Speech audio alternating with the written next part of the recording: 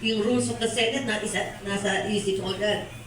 Majority leader ka before. Oo, majority leader, minority leader, assistant minority leader, assistant majority So leader. what can you say about how the present senator, Senate leadership, or handled this impeachment of VP Tanaw? Kaya tuloy nagkaroon dito mga issues na there should be none. Sa akin lang kasi, what they should have done, opinion ko lang ito. Yeah. Kung matanggap nila dapat, they should have placed it into, should have reported it into the plenary. And that it be referred, the impeachment be referred to the Committee on Rules, so that during the break, the Committee on Rules can act. They can talk about it, they can be the hearing, they can be the meeting. Continuing body kasi Senate. Hindi. Continuing body pa sila eh, naka-break lang eh. Oh, yeah, So the Senate also always passes a resolution. Sometimes every 1 year, every year, a resolution saying that the committees may continue and may conduct hearings during the break. Yung the recess.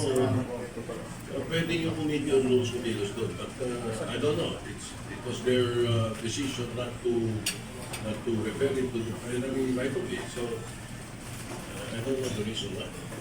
Being yan. Yeah, kung nag-start silang i-packet o kaya in receipt of the articles of impeachment, ano?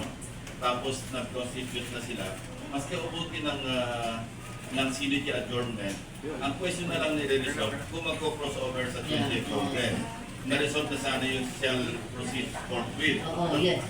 Wala na sana yun, set Oo, aside na. wala sa akin yun. So ang thinking ko rin is, and I also heard this from several legal luminaries, yung Senate as an impeachment court is akin to a Sandigan Bayan division Yeah.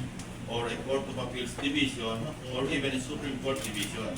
Na pag nag-retire na member yung division, hindi naman ito mahinto na lahat yung kaso at ililipat sa ibang division, di ba? So tuloy-tuloy, and Senate being a continuing body na may darating na 12, nando pa naman yung 12 or 11 in this case, kasi wala na 12 pa rin, si Saning Dara will end his term in 2025 anyway. So, continuing body, para rin ganun sa mga higher courts natin, na hindi mahihinto yung kaso at hindi ililipat. Hindi mawalan ng jurisdiction yung division, maski merong umalis at merong pumalit na bagong justice. On a